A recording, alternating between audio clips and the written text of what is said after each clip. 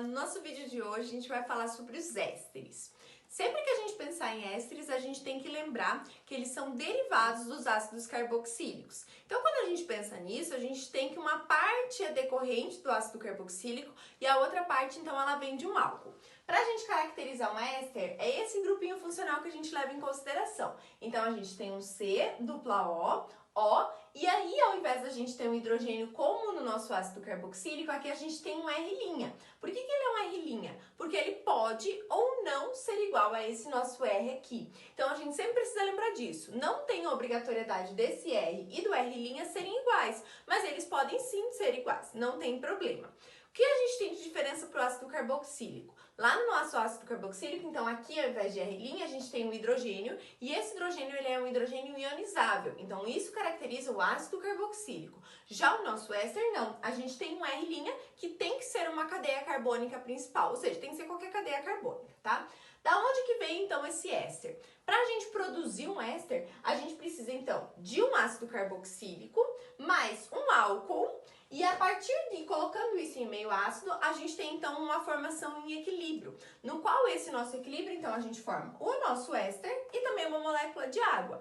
Como que a gente forma essa molécula de água? Então, esse hidrogênio do nosso álcool vai se ligar a esse nosso oxigênio, nosso OH aqui da nossa molécula de ácido. Consequentemente, a gente vai ter então a neutralização formando água e o restante dessa nossa molécula ela vai se unir. Então, observe, essa parte, primeira parte que a gente olha no éster, ela é derivada do nosso ácido carboxílico. E essa outra parte aqui, ela vem justamente do álcool. E isso vai ser essencial a gente saber identificar para a gente conseguir dar nomenclatura. Então, essa partezinha aqui, ela vem justamente do nosso ácido carboxílico.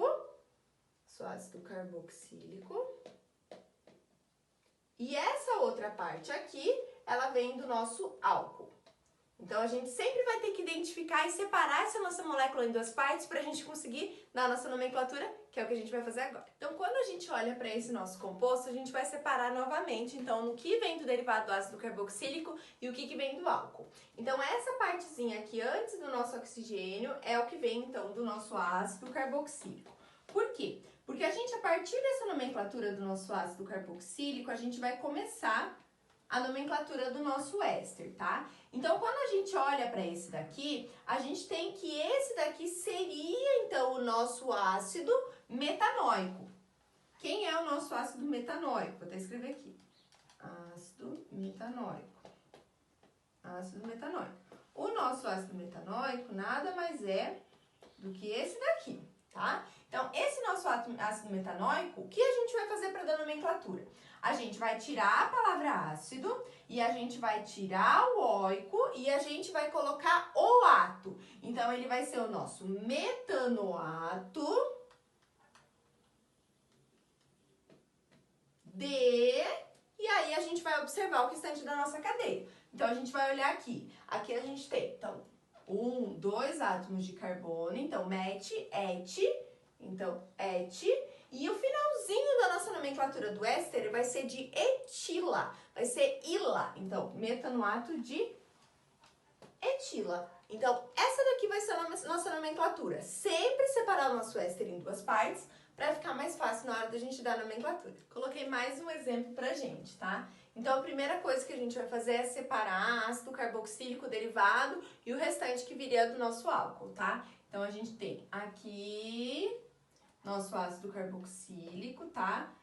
Esse ácido carboxílico que deu origem, a gente consegue reproduzir ele aqui embaixo, fazendo o quê? Colocando um hidrogênio, então, do ladinho. Então, quem que é ele? É o CH3, dupla O, OH. Quando a gente olha para esse nosso ácido carboxílico, então, a gente tem 2 átomos de carbono. Então, esse daqui é o nosso ácido etanóico. Eu tenho 2 átomos de carbono. Ok? E aí, o que a gente vai fazer? Na hora que a gente for dar o nome para o nosso éster, que é o que a gente quer fazer, a gente vai esquecer da palavrinha ácido, então a gente vai tirar a palavrinha ácido e vai tirar o prefixo lá do nosso ácido, vai tirar também. Então, ele vai ficar etan, e aí, por causa do fato dele ser um éster, ele vai ser oato, aí de... e a gente vai considerar isso daqui como um substituinte. Então, aqui eu tenho quantos átomos de carbono? 1, 2, 3. Met, et, prop. Então, ele vai ser de prop. E aí, por causa dele ser um éster, ele vai terminar em ila. Então, o que a gente não pode esquecer quando a gente pensar em éster? Termina em ioato e termina em ila. Sempre vai ter duas partezinhas o nome do nosso composto. Para a nomenclatura de éster, eu tenho que partir da nomenclatura do meu ácido carboxílico e considerar essa partezinha aqui, então, como um substituinte, que é a parte que vem, então, do nosso álcool. A força intermolecular predominante dos nossos ésteres é do tipo dipolo-dipolo. Por quê? Porque a gente tem um oxigênio aqui. Ela não é capaz de ter, então, ligação de hidrogênio justamente pelo fato de a gente não ter nenhum hidrogênio ligado diretamente a esse nosso oxigênio.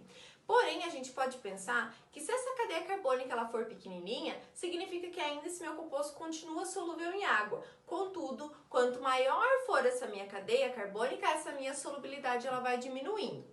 E quando a gente pensa em ponto de ebulição, a gente tem que o ponto de ebulição dos nossos éteres é mais elevado do que o dos nossos hidrocarbonetos de massa molecular aproximada, justamente pelo fato dos hidrocarbonetos fazerem interações do tipo dipolo instantâneo e dipolo induzido e os nossos ésteres fazerem dipolo-dipolo. Então, essa nossa força termolecular, a gente pode considerar ela como intermediária e, consequentemente, a gente tem, então, elevados pontos de ebulição quando a gente compara com os hidrocarbonetos. Outra coisa que a gente também não pode esquecer é que quanto maior for essa cadeia carbônica dos nossos ésteres, maior vai ser então o nosso ponto de ebulição. Então ela vai aumentando gradativamente, justamente pela quantidade de átomos de carbono.